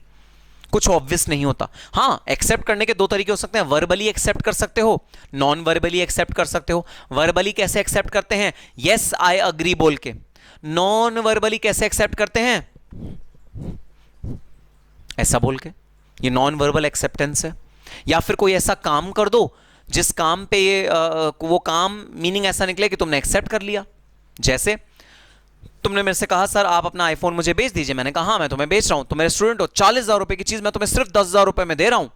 शाम को तुम्हारी मदर का फोन आ गया, तुम्हारी मदर ने मुझको कहा अरे sir thank you so much, आप इतना अच्छा काम कर रहे हैं, आपने उसको 40,000 की चीज आप 10,000 को दे रहे हैं, sir thank you so much. तो यहां पर उसने एक्सेप्ट तो नहीं किया, लेकिन उसने एक ऐसा जेस्चर कर दिया जिससे मुझे ये अग्री हो गया कि हाँ वो खरीदने के लिए रेडी है। कंसेंट तो नहीं आया verbally, but non verbally gesture के थ्रू या कॉन्डक्ट के थ्रू उसने बता दिया कि वो ये ऑफर एक्सेप्ट कर रहा है। तो अगर आपका कम्युनिकेशन नॉन वर्बल हो तो भी चलेगा, वर्बल हो तो बेस्ट है ही। तो अब 2 मुद्दे आते हैं यहां पर। कैसे होना चाहिए कम्युनिकेशन? कम्युनिकेशन या तो प्रिस्क्राइब्ड मोड में होना चाहिए। तो भाई अगर मैंने तुम्हें बोला, स्पेसिफिकली बोला भाई ऐसा है, सुनो ये 10,000 रुपए वाला मैं तुम्हें ऑफर तो दे रहा हूं, लेकिन अगर तुम्हें अग्री हो ना, आज शाम तक मुझे ईमेल पे लिख के दे देना यस सर आई अग्री। तो ये तो हो गया प्रिस्क्राइब मोड। अगर ऑफरर ने प्रिस्क्राइब किया हुआ है कोई मोड ऑफरी को, तो ऑफरी को वो मोड मानना जरूरी है। अगर ऑफरी ने उस मोड में नहीं किया तो ऑफर अगर मान भी लिया तो खारिज माना जाएगा। तो 2 तरीके हैं तुम्हारे पास, how to communicate in the prescribed mode. Prescribe mode में या तो कम्युनिकेट करो इफ प्रिस्क्राइब्ड, अगर प्रिस्क्राइब्ड है तो इफ मोड प्रिस्क्राइब्ड, ठीक है, तो इन the prescribed mode. If mode not prescribed, अगर कोई मोड प्रिस्क्राइब्ड नहीं है तो इन अ रीजनेबल मोड। फिर इन अ रीजनेबल मोड जो भी तुम्हें रीजनेबल लगे वो कर दो। भाई अगर मैंने कोई मोड प्रिस्क्राइब नहीं किया तो तुम ईमेल लिखने की जरूरत नहीं है, ईमेल कहां इतनी फॉर्मेलिटी में पढ़ रहे हो। तुम कॉल पे मुझे कह दो हाँ सर मैं 10,000 रुपए का फोन खरीदने के लिए तैयार हूं, 40,000 का फोन है सर, आप मुझे 10,000 रुपए का दे रहे हो, I am ready to purchase the phone at 10,000 rupees, तो मुझे कंफर्मेशन दे दो। अगर कोई मोड प्रिस्क्राइब मैंने नहीं किया, लेकिन अगर मैंने कोई मोड प्रिस्क्राइब करा है तो ध्यान रखना उसी मोड पे तुम्हें मुझे अपनी एक्सेप्टेंस देनी पड़ेगी, नहीं तो मैं मानूंगा नहीं कि तुमने मुझे एक्सेप्टेंस दी है। ठीक है सर। अच्छा कब तक सर, कब तक ये एक्सेप्टेंस देनी पड़ेगी, कितने टाइम पीरियड तक? तो टाइम पीरियड अगर तो प्रिस्क्राइब्ड है तो बिफोर द ऑफर लैप्सेस। अगर तो प्रिस्क्राइब किया हुआ है, अगर तो बताया हुआ है कि भाई 15 दिन का ऑफर है, भाई तुम 15 दिन में एक्सेप्ट या रिजेक्ट बता देना, मुझे जो भी करना है, 15 दिन बाद ये ऑफर वैलिड नहीं रहेगा। तो जो टाइम लिमिट दिया गया है या तो वो टाइम लिमिट या with in a reasonable time, एक रीजनेबल टाइम तक तुम्हें मुझे बताना पड़ेगा। अब सर ये रीजनेबल टाइम क्या होता है? 15 दिन भी किसी के लिए रीजनेबल हो सकता है, 1 महीना भी किसी के लिए अनरीजनेबल हो सकता है, 1 साल भी किसी के लिए रीजनेबल हो सकता है। तो ये जो रीजनेबल टाइम है ये तो बड़ा ही सब्जेक्टिव चीज हो गई ना भाई। Reasonable time depends on the circumstances and situations of each case. For example मैं दूध से बना हुआ मिठाई बेच रहा हूं, छेना होता है, चमचम होता है, मुझे बड़ा पसंद है, कोलकाता के स्पेशली रसगुल्ले बहुत ज़्यादा मुझे पसंद है। और मुझे किसी ने बताया, मुझे पता नहीं था ये पहले ये बात, लेकिन मुझे किसी ने बताया कि रसगुल्ले जो कोलकाता में मिलते हैं वो गर्म होते हैं। जैसे हम दिल्ली में जो रसगुल्ले खाते हैं वो ठंडे होते हैं बहुत ज़्यादा, एकदम उसको बिल्कुल ठंडा किया जाता है, जबकि जो कोलकाता वाले रसगुल्ले होते हैं वो गर्म होते हैं, गरम गरम खाए जाते हैं। तो I am really eager to have these rasgullas which are garam. तो मैंने आपको ऑफर दिया कि मैं तुम्हें 4 रसगुल्ले बेच रहा हूँ। इन 4 रसगुल्ले की कीमत होगी 20 रुपये। ये रसगुल्ले हैं, ये मैं तुम्हें बेच रहा हूँ। भाई पेरिशेबल गुड है या इम्पेरिशेबल गुड है? सर पेरिशेबल गुड है। तो अगर ये पेरिशेबल गुड है और इस पेरिशेबल गुड की एक्सेप्टेंस तुम मुझे 4 दिन बाद दो, तो रीजनेबल होगा या अनरीजनेबल होगा? सर अनरीजनेबल होगा। 4 दिन में तो ये खराब हो जाएगी चीज।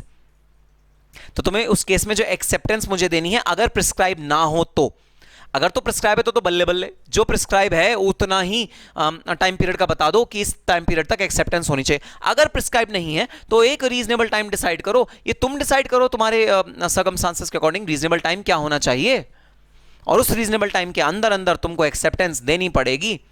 फॉर एग्जाम्पल, अगला एग्जाम्पल देखना, हम अपने ओरिजिनल एग्जाम्पल पे वापस आते हैं। मैं तुम्हें कहता हूं मैं तुम्हें अपना आईफोन देने के लिए तैयार हूं।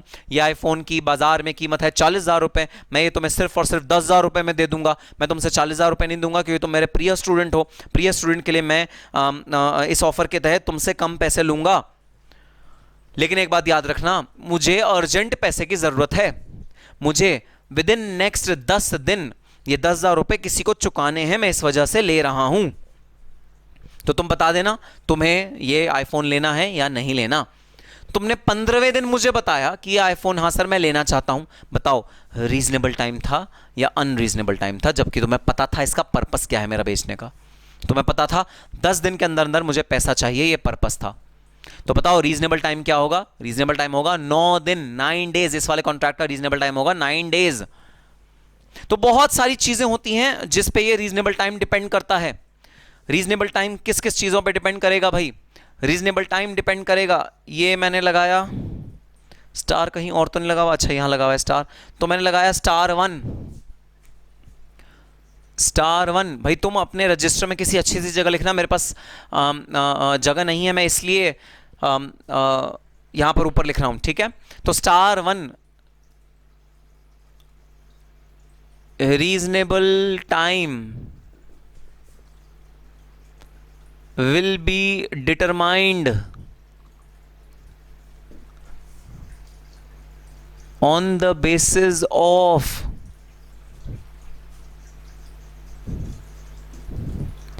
nature of product, comma, circumstances of the case and any other relevant factor.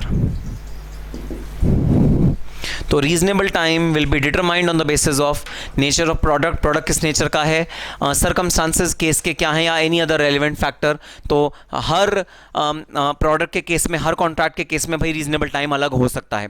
तो यहाँ मैं तुम्हें प्रिसाइजली नहीं बता सकता कि ये रीजनेबल टाइम 15 दिन होगा, 20 दिन होगा, 1 महीना होगा, साल होगा, 6 महीना होगा। मैं तुम्हें बिल्कुल भी नहीं बता सकता कि रीजनेबल टाइम क्या होगा, क्योंकि जिस तरह का कॉन्ट्रैक्ट है उसका रीजनेबल टाइम उसके तरह का होना चाहिए।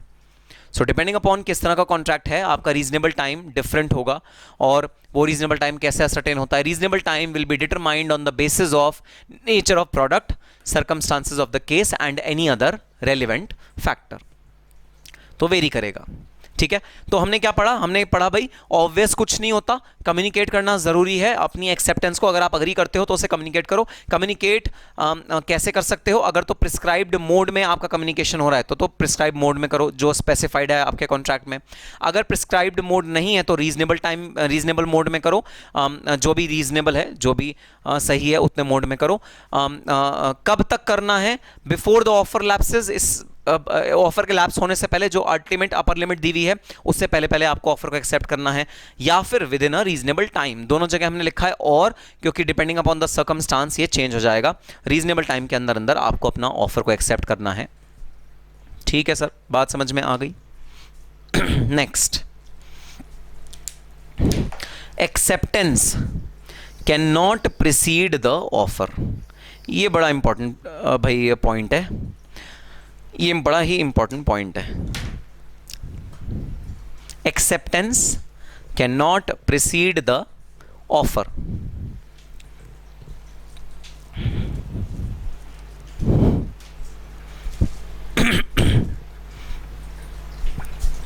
तो भाई एक भावुक पल होता है किसी भी माँ बाप के लिए जब उनका बच्चा होने वाला होता है।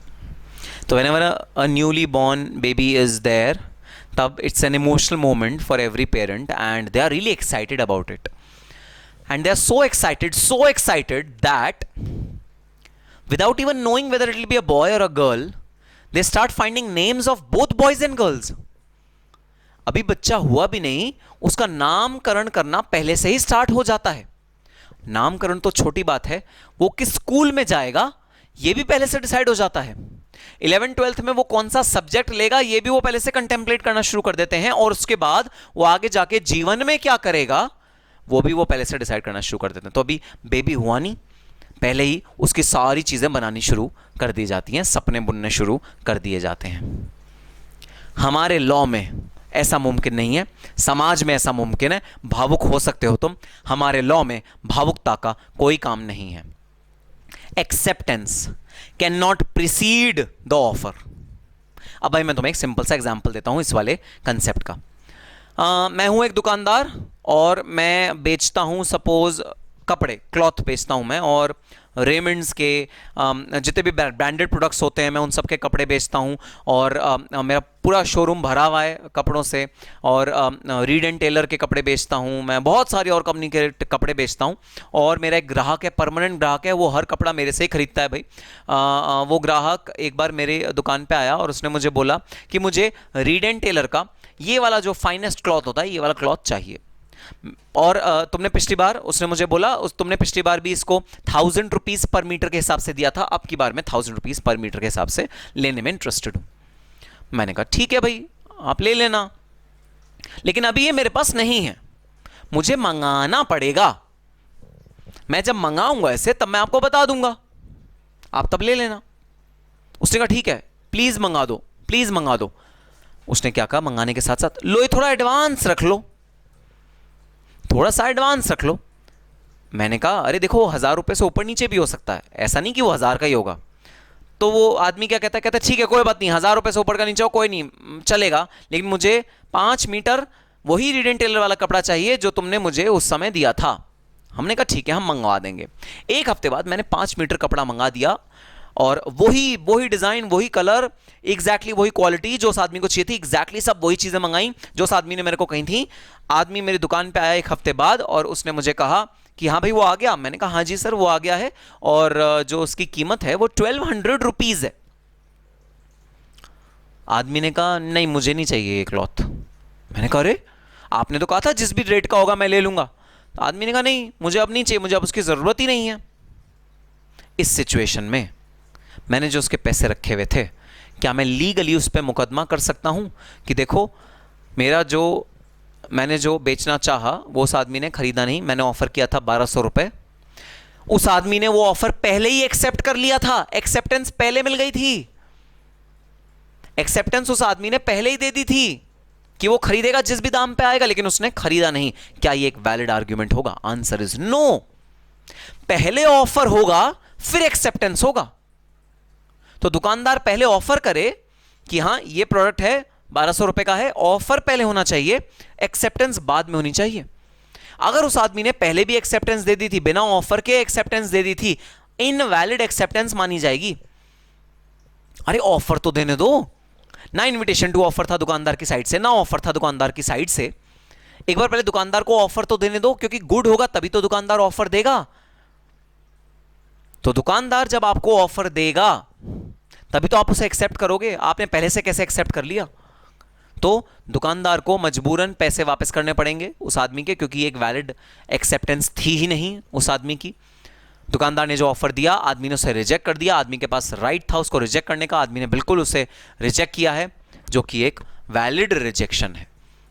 So the moot point is acceptance can not precede the offer. पहले एक्सेप्टेंस हो जाए बाद में ऑफर हो, ऐसा नहीं हो सकता। दोस्तों हमने एक और एग्जाम्पल पढ़ा था इसका, वो क्या था, वो ये था, मैं आपको एक offer to make an offer दे रहा हूं, offer to make an offer. देखना क्या, मैंने आपको कहा मैं आपको अपना आईफोन 1 हफ्ते बाद दे दूंगा 10,000 रुपए का। मैं आपको ऑफर दे दूंगा 1 हफ्ते बाद कि आप अपना आईफोन, मैं अपना आईफोन तुम्हें दूंगा 10,000 रुपए का, जो 40,000 रुपए का है। मैं offer to make an offer दे रहा हूं तुम्हें, मैं एक ऑफर दे रहा हूं कि मैं तुम्हें ऑफर दूंगा 1 हफ्ते बाद। तुमने कहा सर 1 हफ्ता छोड़ो, मैं तो आज ही इस ऑफर को एक्सेप्ट करता हूं। इम्पॉसिबल दोस्तों, इम्पॉसिबल। अभी मैंने तुम्हें ऑफर दिया ही नहीं, तुम उसे एक्सेप्ट कैसे कर सकते हो?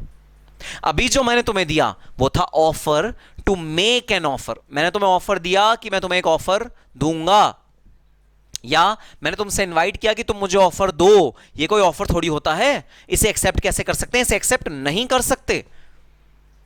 हां, 1 हफ्ते बाद जब एक्चुअली में मैं तुम्हारे पास आऊं और तुमसे बोलूं कि अरे दोस्त सुनो, मैंने तुम्हें वादा किया था ना, मैं तुम्हें आईफोन दे दूंगा 10,000 रुपए का, अपना लो मेरा ऑफर है तुम्हारा, 10,000 रुपए का आईफोन ले लो, तब तुम एक्सेप्ट करो। समझ में आती है बात? वैलिड बात है। लेकिन अगर तुमने पहले एक्सेप्टेंस दे दी और उसके बाद तुम्हारे पास ऑफर आया, ये एक्सेप्टेंस वैलिड नहीं कहलाएगी। तुम्हें दोबारा एक्सेप्टेंस देनी पड़ेगी ऑफर मिलने के बाद। ऑफर मिलने से पहले वाली जो तुम्हारी एक्सेप्टेंस है वो खारिज हो गई, वो वॉइड हो गई, वो इनवैलिड हो गई। अब जब तुम्हें ऑफर मिला उसके बाद दोबारा एक्सेप्टेंस दो अपनी, हमें नहीं पता भाई, चीटिंग मत करो। सो offer, acceptance can not precede the offer. Offer से प्रिसीड नहीं कर सकता क्या? Acceptance. Acceptance can not precede the offer. Acceptance पहले हो ऑफर बाद में हो, ऐसा नहीं हो सकता। ठीक है sir.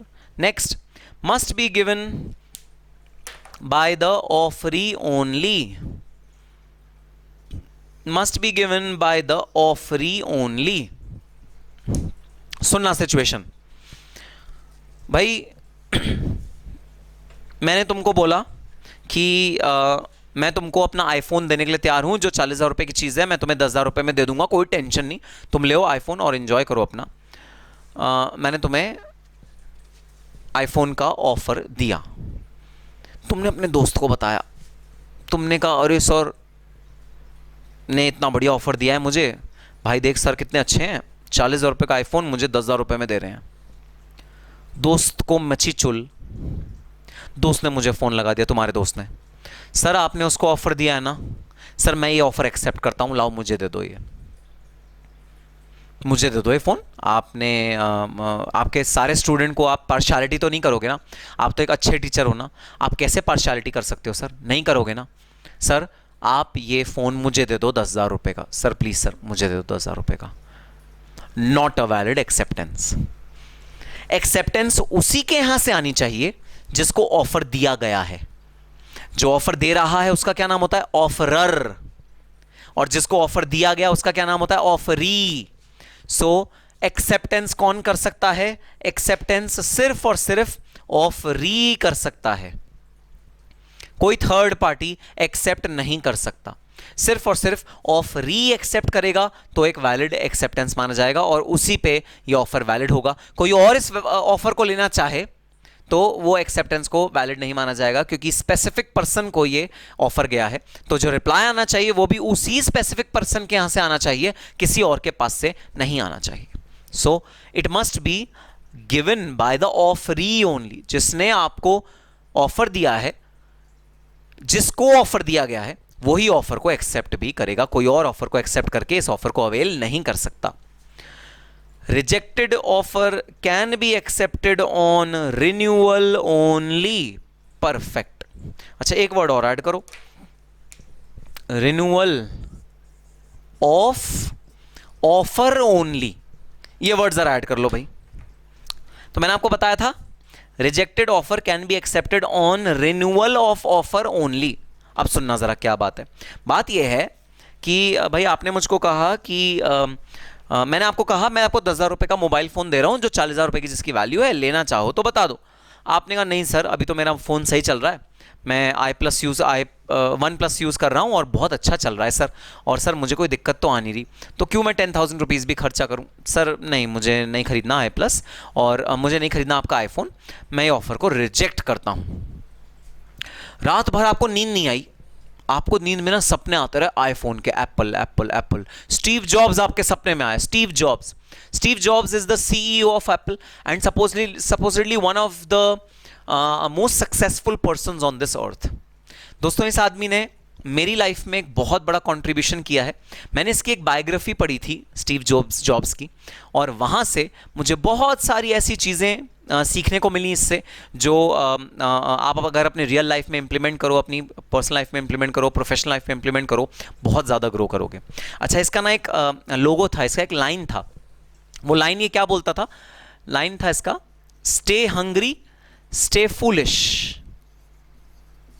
Stay hungry stay foolish. ये लाइन थी जो उसकी ऑटोबायोग्राफी में स्टीव जॉब्स की थी, और स्टीव जॉब्स ने ये लाइन लिखी थी। इस लाइन का मतलब क्या है सुनना ज़रा। हमेशा भूखे रहो, भूखा मतलब खाने का भूखा नहीं, नॉलेज का भूखा। हमेशा भूखे रहो और हमेशा फुलिश बने रहो। फुलिश मतलब अपने आप को ना ज़्यादा होशियार मत समझो। दुनिया जो आपको देना चाहती है वो ग्रैस्प करो लोगों से, और वो ग्रैस्प तभी करोगे जब तुम ज़्यादा होशियार नहीं बनोगे। अगर तुम ज़्यादा ओवर स्मार्ट बनोगे ना, तो तुम कभी भी ग्रैस्प नहीं कर पाओगे। दूसरा आदमी जो तुम्हें सिखाने की कोशिश कर रहा होगा, तो तुम कभी उसको सीख नहीं पाओगे। तो कई स्टूडेंट्स होते हैं जो टीचर के सिखाने में कमियां निकालते हैं। वो पता है क्या कहते हैं? ओ सर को तो ना ऑफर एक्सेप्टेंस का वो आता ही नहीं, सर ने तो ऐसे ही बस पढ़ा दिया। ये टीचर है ना, जो मैम थी ना, इन्होंने ना अकाउंट्स का सब्जेक्ट ठीक से नहीं पढ़ाया। ओ नहीं, इनमें ना प्रॉब्लम है, इनको पढ़ाना नहीं आता। अगर आपने कमियां निकालनी शुरू कर दी ना दूसरे में, तो आप सीख नहीं पाओगे।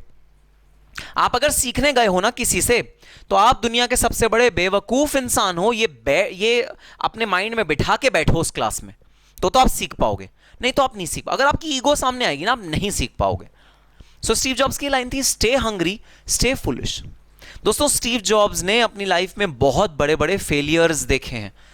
वो अपनी ही कंपनी से, जो एप्पल कंपनी थी, जो जिसका फ्यूचर में जाके वो सीईओ बना और सब्सिक्वेंटली मालिक बना, वो जब उस कंपनी में जॉब करता था तब वो निकाला गया था, बुरी तरह से जलील करा गया था उसको, और निकाला गया था कि तुम नकारा हो, तुम कभी कोई काम नहीं कर पाओगे।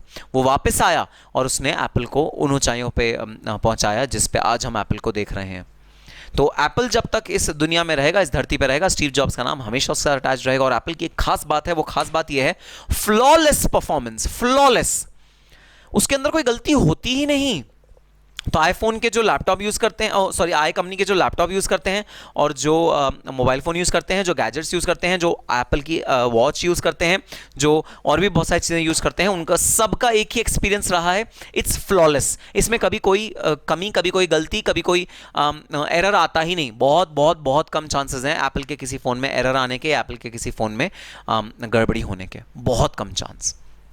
सो that is the short and long of apple. और डेफिनेटली अगर आपको कभी मौका मिले ऑटोबायोग्राफी पढ़ने का स्टीव जॉब्स की, या उसका एक अब्रिज्ड वर्जन आता है, बहुत पतली सी बुक आती है, कि ऑटोबायोग्राफी काफ़ी थिक है, तो ज़रूर पढ़ना टाइम मिले तो, क्योंकि आपको सेल्फ डेवलपमेंट और सेल्फ इंप्रूवमेंट का स्टीव जॉब्स की बायोग्राफी से ज़्यादा अच्छा चांस मिलेगा ही नहीं।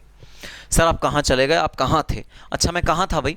मैं था भाई, हाँ स्टीव जॉब्स तुम्हारे सपने में आया, तुमने मना कर दिया ऑफर कि नहीं सर मैं ना नहीं खरीदना चाहता एप्पल आईफोन, क्योंकि मेरे पास अभी आई प्लस है और आई प्लस बहुत अच्छा चल रहा है, और सर इसका भी परफॉर्मेंस उतना ही अच्छा है जितना आईफोन का है, मुझे अभी 10,000 रुपये वेस्ट करने का सर मन नहीं है, मैं आपका एप्पल का जो आप ऑफर दे रहे हो मैं उसे रिजेक्ट करता हूँ। रात को सपने में आया तुम्हारा स्टीव जॉब्स। भाई साहब स्टीव जॉब्स तुमसे क्या बोलता है, अरे सुनो, विदाउट इन्वेस्टमेंट तुम्हें एप्पल का प्रोडक्ट यूज करने का मौका मिल रहा है। ये जो तुम्हारा पुराना फोन है ये 10,000 रुपए का बिक जाएगा। अगर ये फोन 10,000 रुपए का बिक जाएगा और 10,000 रुपए तुम एप्पल में इन्वेस्ट कर दो, तो बिना किसी भी कॉस्ट के तुम एक बेटर ब्रांड को यूज कर सकते हो, उसे एंजॉय कर सकते हो, उसका मजा ले सकते हो। तो तुम बेवकूफ हो जो सर का तो ये ऑफर रिजेक्ट कर रहे हो। अगले दिन जैसे तुम्हारी आंख खुली, मैं तो उठा भी नहीं था, तुमने फटाफट मुझे व्हाट्सएप किया, सर मुझे आपका ऑफर एक्सेप्टेड है और मैं आपका एप्पल का आईफोन खरीदना चाहता हूं 10,000 रुपए का। बताना क्या ये एक्सेप्टेंस वैलिड एक्सेप्टेंस है या इनवैलिड एक्सेप्टेंस है? सर ये एक्सेप्टेंस इनवैलिड एक्सेप्टेंस है। क्यों भाई, क्यों इनवैलिड एक्सेप्टेंस है? इनवैलिड इसलिए सर क्योंकि वो ऑफर तो खत्म हो गया जिसको आप एक्सेप्ट करने की कोशिश कर रहे हो। जब पिछले दिन ना आपने उस ऑफर को रिजेक्ट कर दिया था, वो ऑफर उसी दिन खत्म हो गया। अगर वो ऑफर उसी दिन खत्म हो गया तो आज की डेट में आप उसे एक्सेप्ट नहीं कर सकते। आज की डेट में मैं आपको दोबारा ऑफर दूंगा तो ही आप एक्सेप्ट कर पाओगे, अदरवाइज नहीं कर पाओगे। ये लीगल लॉ के अकॉर्डिंग। भाई भावुकता हमारे क्योंकि बीच में रिलेशनशिप अच्छा है, सोशल नॉर्म्स अच्छे हैं, हमारे बीच में रिश्ता अच्छा है, इसलिए ठीक है मैं तुम्हारे इस मैसेज का जवाब दे दूंगा, ठीक है आज शाम को आके ले जाओ। लेकिन अगर कोर्ट की बात करें, लीगैलिटी की बात करें, तो rejected offer can be accepted only on renewal of offer only. तो रिजेक्टेड ऑफर तभी एक्सेप्ट हो सकता है अगर आपने एक बार रिजेक्ट कर दिया तो आप पहले रिन्यू करो ऑफर को दोबारा दो, तभी एक्सेप्ट होगा। अदरवाइज एक खत्म हुआ हुआ ऑफर एक्सेप्ट नहीं हो सकता। एक बार आपने रिजेक्ट कर दिया ऑफर खत्म, दोबारा ऑफर करो तब जाके वो एक्सेप्ट होगा, अदरवाइज वो एक्सेप्ट नहीं होगा। ठीक है सर, बात समझ में आई। So rejected offer can be accepted only on renewal of the offer. Next, acceptance is irrevocable. Sir सबसे बड़ी बात, एक बार आपने एक्सेप्ट कर लिया और ये बात आपने बता दी अपने ऑफरर को कि मैं आपका जो ऑफर है वो एक्सेप्ट कर रहा हूं, ऑफरर खुश हो गया, ऑफरर ने कहा ठीक है मैं 2 दिन में तुमको माल डिलीवर कर दूंगा। अगले दिन सडनली तुमने ऑफरर को कह दिया नहीं नहीं नहीं मुझे अब तुम्हारा ऑफर रिजेक्ट नहीं, मैं तुम्हारा ऑफर एक्सेप्ट नहीं कर रहा, वो गलत होगा। ऐसा नहीं हो सकता कि एक बार अगर तुमने एक्सेप्ट कर लिया तो वो ऑफर को तुम रिवोक कर पाओ। ऑफर को रिवोक नहीं कर सकते। जो भी खामियाजा होगा जो ऑफरर ने भुगता होगा तुम पे पास ऑन कर देगा, क्योंकि लॉ ऐसा कहता है, लीगल सेक्शंस ऐसा कहते हैं, एक बार आपने एक्सेप्ट कर लिया वो एक कॉन्ट्रैक्ट बन गया, बस आपको निभाना ही निभाना पड़ेगा। एक्सेप्ट करने के बाद आप अपने डिसीजन से पीछे नहीं हट सकते। तो एक बार शादी हुई, निभाना ही निभाना पड़ेगा, चाहे जैसा भी स्पाउस आया निभाना ही निभाना पड़ेगा। आप बैक ट्रैक नहीं कर सकते, आप रिट्रैक्ट नहीं कर सकते। अच्छा अब देखना, जो हमारे बड़े बुजुर्ग हैं ना वो बड़ा गलत मानते हैं पाश्चात्य सभ्यता को और हिंदुस्तानी सभ्यता को। यहां भी वही हो रहा है, पाश्चात्य सभ्यता और हिंदुस्तानी सभ्यता। पता है कैसे? ऐसे कि अगर तुम इंग्लिश लॉज देखोगे, अगर तुम कॉन्ट्रैक्ट एक्ट ऑफ इंग्लैंड देखोगे, अगर तुम कॉन्ट्रैक्ट एक्ट ऑफ यूएस देखोगे, तो उसके अंदर एक्सेप्टेंस के बाद भी रिवोकेबिलिटी पॉसिबल है till the time delivery is not made. तो इंग्लिश लॉज में एक्सेप्टेंस के बाद भी रिवोकेबिलिटी पॉसिबल है कि हां मैं रिवोक करता हूं, मैं ये एक्सेप्ट नहीं करता। पाश्चात्य सभ्यता, हमारी हिंदुस्तानी सभ्यता क्या कहती है? शादी 7 जन्म का बंधन है। पाश्चात्य सभ्यता क्या कहती है? शादी अगर हुई तो हम उस शादी के बाद अगर कुछ दिनों में भी तलाक लेना चाहें हम ले लेंगे, ये कोई 7 जन्मों का बंधन नहीं है। सिमिलरली हिंदुस्तानी लॉ क्या कहता है? Acceptance is irrevocable. आप एक्सेप्ट आपने कर लिया ना एक बार किसी चीज को और वो कम्युनिकेट हो गया ना दूसरे आदमी को, आप उसे रिवोक नहीं कर सकते। आप अपना मन बार बार चेंज नहीं कर सकते। आपका मन एक जगह दृढ़ होना चाहिए, और अगर आपका मन दृढ़ नहीं है एक जगह, हम उसके दोषी करार नहीं हो सकते, हम उसमें कुछ नहीं कर पाएंगे। सो एक्सेप्टेंस इज इररिवोकेबल, आपकी एक्सेप्टेंस इररिवोकेबल होती है। हिंदुस्तानी लॉ। पाश्चात्य सभ्यता, बाहर का लॉ क्या कहता है? बाहर का लॉ कहता है एक्सेप्टेंस इज रिवोकेबल। रिवोकेबल है एक्सेप्टेंस। इवन अगर आपने एक्सेप्ट कर लिया तो ऐसा कुछ नहीं हो गया कि ये जी पत्थर की लकीर हो गई कि ये करना ही करना पड़ेगा, आप रिवोक कर सकते हो, ऐसा फॉरेन लॉज कहते हैं। चलो हम तो इंडियन लॉ मानेंगे। इंडियन लॉ क्या कहता है भाई? Acceptance is irrevocable, acceptance revoke नहीं हो सकती। Acceptance, to give acceptance is not acceptance. भाई वही बात हो गई। क्या बात? ये जो हमने यहां पढ़ी थी, offer, to make an offer is not an offer. इसी तरह acceptance, to give an acceptance is not acceptance.